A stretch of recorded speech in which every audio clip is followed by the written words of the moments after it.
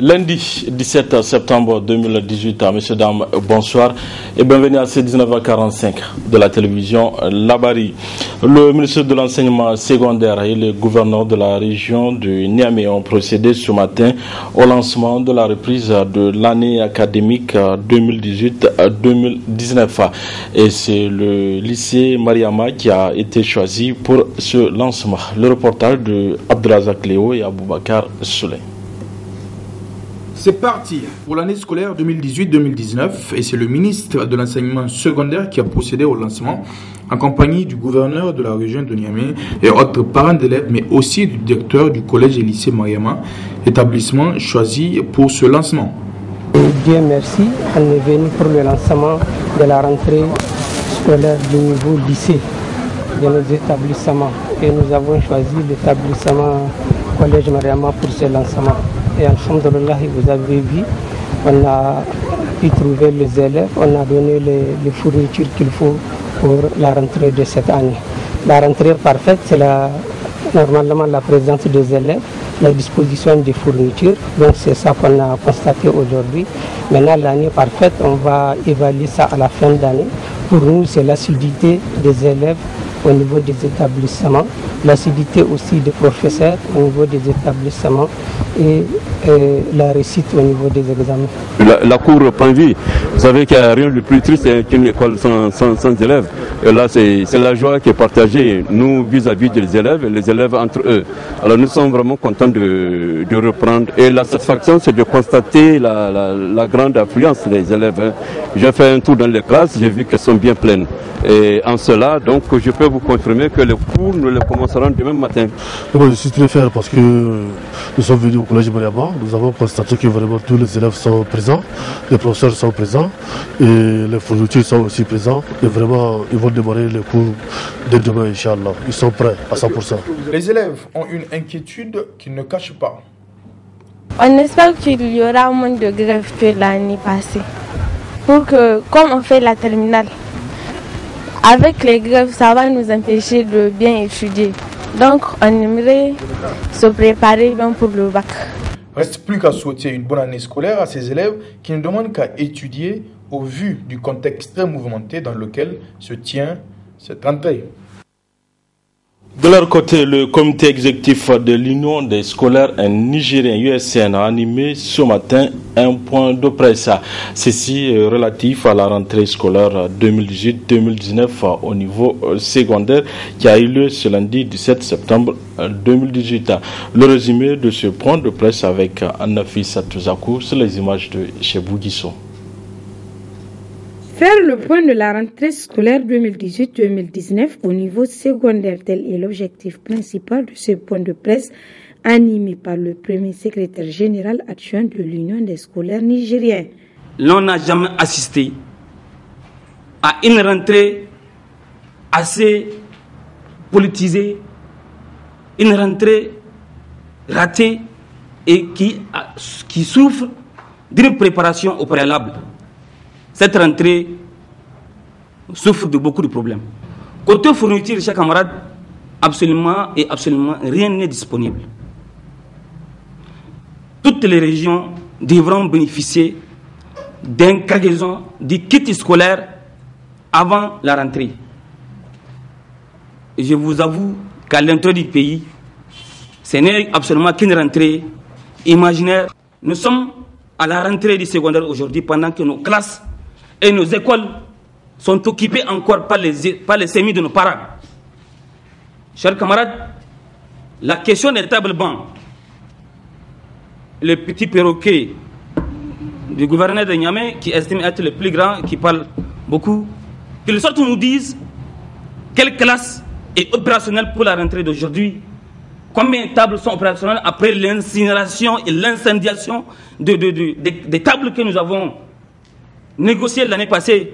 Notre combat générationnel est en train d'apporter ses fruits. Le premier secrétaire général adjoint de l'USN a par ailleurs demandé aux autorités le paiement intégral des allocations bourses et aides sociales afin que la rentrée scolaire 2018-2019 à tous les niveaux soit effective. À l'heure où je parle, chers camarades, les régions pour le secondaire ne sont pas payées pour les allocations de 3 trimestres, à l'exception d'une ou deux.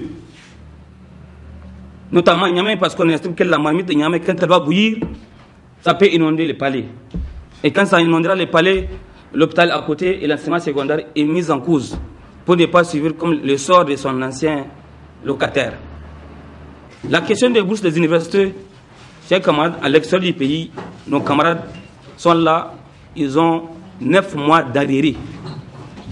En dehors de la bourse de vacances, nous n'avions jamais connu de 2009 à aujourd'hui ce qui est en train de caractériser le paiement de l'aide sociale. Nous demandons au gouvernement, avant que ça ne soit trop tard, parce que c'est tard, l'aide sociale de l'année 2017-2018, nous exigeons son paiement intégral pour qu'il y ait une rentrée. L'USN appelle ses militants à rester unis et mobilisés pour les prochains mots d'ordre afin de défendre les intérêts matériels et moraux des scolaires. L'élection des recteurs et vice-recteurs au sein des universités publiques au Niger, objet d'une vive polémique entre le SNEX et le gouvernement. Une polémique ayant conduit le SNEX à reconduire pour la énième fois son mot d'ordre de grève. L'analyse de cette situation dans ce reportage signé Adamou Soumana. Les universités publiques du Niger sont presque exclusivement financées par l'État. Et je pense que l'État a la responsabilité d'un droit de regard sur ce qu'il veut de ces universités-là. C'est vrai, nos universités sont autonomes, mais malgré cette autonomie, le gouvernement a le devoir de mettre en œuvre la réforme qu'il pense être la meilleure pour le devenir de nos universités, pour la promotion de l'enseignement supérieur. On ne peut pas nommer n'importe qui recteur. Donc, c'est des textes qui seront encadrés pour que la sélection soit rigoureuse. Il s'agit là de la réponse du ministre de l'Enseignement supérieur et au-delà du gouvernement nigérien aux incessants mots d'ordre de grève du SNEX, un syndicat qui dit ne pas comprendre la position de l'État relativement à la nomination des recteurs. Ils ont dit qu'ils ne vont jamais revenir par rapport à la nomination. Nous, on a juré de façon irrévocable qu'on ne va pas revenir dans la défense des textes de la République. Ça, il faut que ça soit clair. Il ne faut pas oublier que les 17 pays du CAMES restants qui n'ont pas eu la chance d'atteindre notre niveau, l'ensemble des militants, c'est-à-dire des enseignants-chercheurs dans ces régions, sont en train de lutter pour atteindre notre niveau. Puisque l'ensemble de ces pays, les universités sont régies par l'organisation militaire que le Niger a combattu. Et il a recoupé avec la modernisation démocratique de l'État, sur la base de laquelle les dirigeants actuels doivent leur position sociale, je crois, sauf si ils sont devenus faux folles, je ne dis pas fous, qu'ils vont remettre en cause la condition sans laquelle ils ne peuvent pas être actuellement les dirigeants. Cette position des enseignants, chercheurs et chercheurs du supérieur présage d'un bras de fer avec le gouvernement.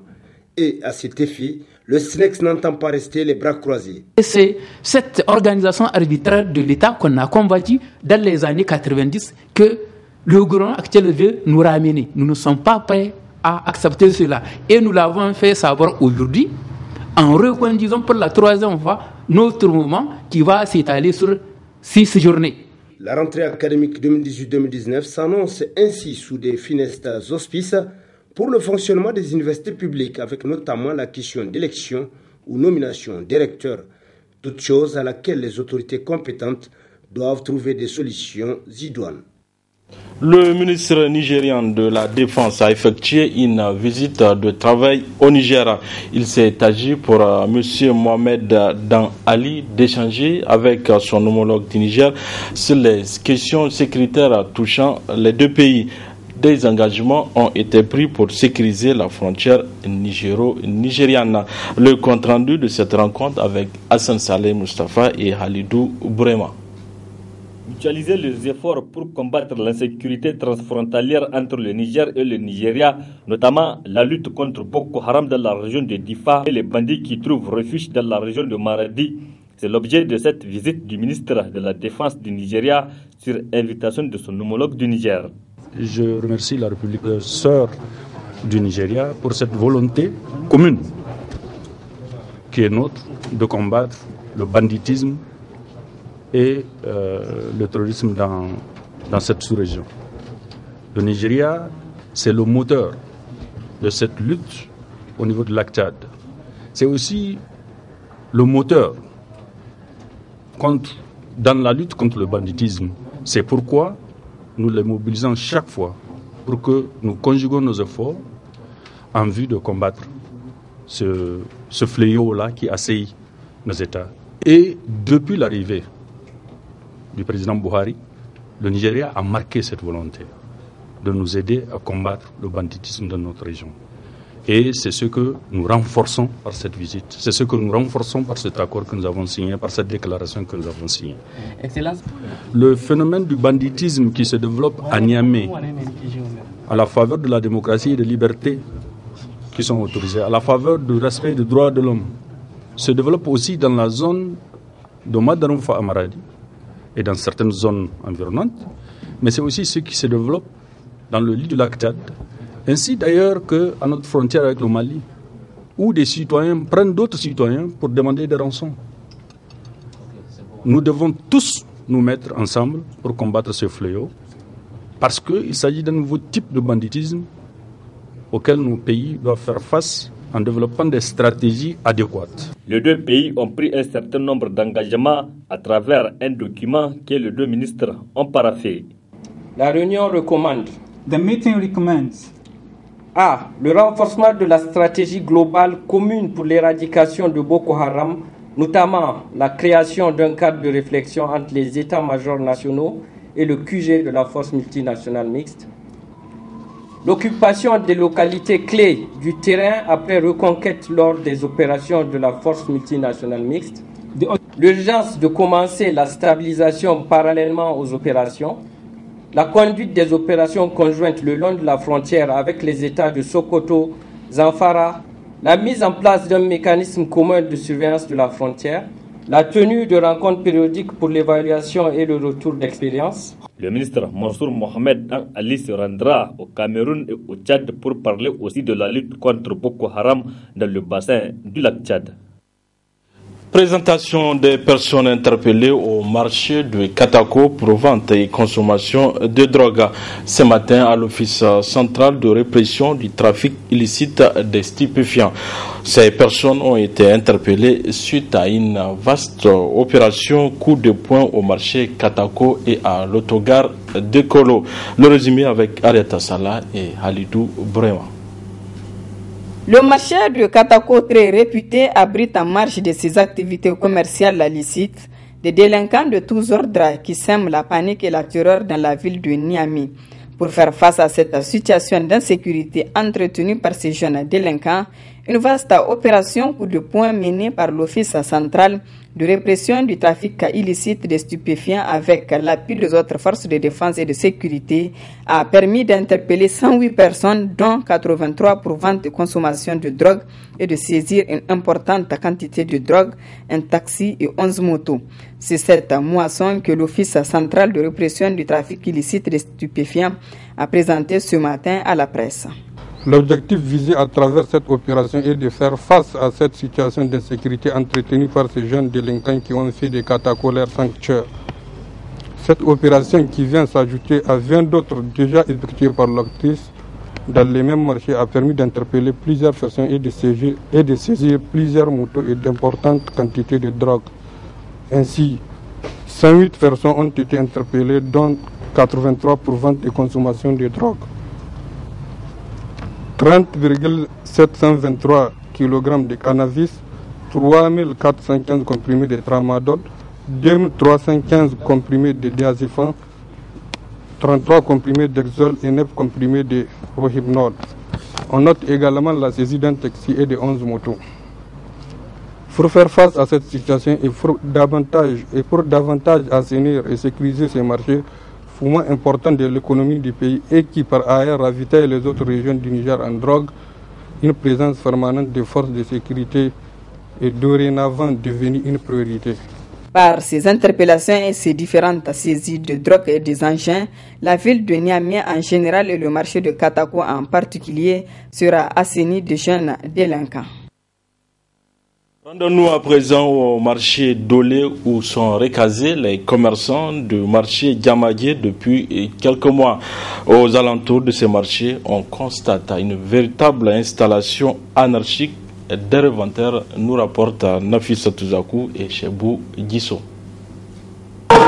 Mettre fin aux installations anarchiques afin de faciliter la circulation, c'est l'objectif visé par les autorités municipales en recasant les commerçants du marché Diamagué sur un nouveau site. Un problème qui malheureusement refait surface. Le constat est là. À Dolé aussi, les commerçants continuent d'occuper les abords du goudron, bloquant ainsi la circulation. Il est vrai qu'on a eu de la place au sein du marché, mais on préfère s'installer ici parce que dans le marché, nous sommes même en surnombre.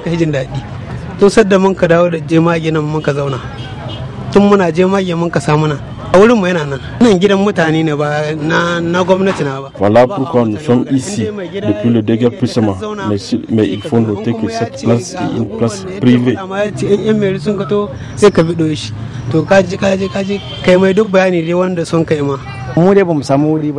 Nous, on n'a sincèrement pas eu de place. Depuis notre arrivée, la mairie nous a promis de nous en donner, mais jusque-là, on attend. Face à une telle situation, les autorités municipales doivent prendre des mesures idoines afin que la circulation soit fluide et que Niamey soit encore plus propre. Les locaux de 3 journaux, à savoir Les Courriers, Le Monde d'aujourd'hui et Le Canard enchaîné, ont été fermés ce lundi par les services des impôts. Du coup, les matériels de ces 3 journaux ont été emportés à la grande déception des responsables de ces journaux. Explication du fondateur du journal Les Courriers, Ali Soumana. Nous avons été appelés par un collègue qui nous a appelés pour nous informer de la saisie de nos matériels. Tous nos matériels ont été emportés par les services des impôts avec des policiers. Notamment, ils sont venus dans 6 véhicules, 4x4 de policiers avec des agents des impôts. Ce qui est regrettable dans cette affaire, ils nous ont demandé de payer environ 10 millions de francs CFA. Vous savez que la presse évolue dans une morosité économique. Nous n'avons pas les moyens pour payer les 10 millions. Nous avons décidé d'aller négocier, comme tous les autres organes de presse. C'est sur leur correspondance, ils ont mentionné Le Courrier. À monsieur le directeur de publication du journal Le Courrier est devenu Le Courrier. Nous aimerions qu'il sache, que le directeur général des impôts sache que Le Courrier est différent des courriers, du journal Les Courriers. Le Courrier a été créé parce que c'est l'ordonnance de 2010-035 qui nous autorise, qui nous donne cette possibilité de créer des organes de presse. Tout journaliste professionnel a cette possibilité d'en créer. Nous avons informé le parquet, notamment le bureau du procureur près du tribunal de grande instance, que nous allons créer le journal Les Courriers. Et nous avons eu le secrétaire ou la secrétaire du bureau du procureur a mis son cachet et elle a signé et nous a donné cette possibilité. Donc l'État, à travers le parquet, est informé de la création du journal Les Courriers, qui est différent du journal Le Courrier. Donc ils sont venus, les services des impôts sont venus ramasser tous nos matériels, y compris des biens d'autrui. Et quelle sera la suite? La suite, on va les observer. On va voir là où ils vont s'arrêter, leur intention. Et la suite, à notre niveau également, nous allons saisir nos avocats pour porter plainte contre la Direction générale des impôts. Parce que ça, c'est une soustraction frauduleuse des biens d'autrui. Les biens qui ont été, y compris les biens d'autrui, les biens du courrier et les biens du canard infuru et du monde d'aujourd'hui ont été transportés. Ce n'est pas pour le courrier. C'est uniquement parce que nous partageons le même siège avec ces journaux-là. Honnêtement, c'est regrettable de la part de la Direction générale des impôts. Et nous savons le vrai mobile, parce que nous avons écrit plusieurs fois des articles sur le comportement de certains agents des services des impôts. Les services des impôts qui a signé un protocole d'accord avec Celtel Niger, et le ministère des Finances, la Direction générale des impôts, pour l'externalisation des pylônes de RTL Niger. RTL a évalué ça en tant que service. L'opérateur de téléphonie mobile RTL a évalué ça à 34 milliards. Au niveau des services des impôts, ils ont dit il ne faut pas payer les 34 milliards, payer plutôt 10 milliards. Donc ça, c'est un cadeau fiscal. Et dans ces 10 milliards, certains Nigériens se sont partagés la moitié. C'est ça que nous avons dénoncé. Bien sûr, nous avons le protocole en main. Nous avons le protocole qui a été signé par le ministre des Finances, le directeur général de douane et le directeur général des impôts. Nous avons le protocole et le directeur général de Celtel Niger. Voilà, messieurs, dames, c'est tout pour ces 19h45 de la télévision Labari. Merci à vous de l'avoir suivi. Au revoir.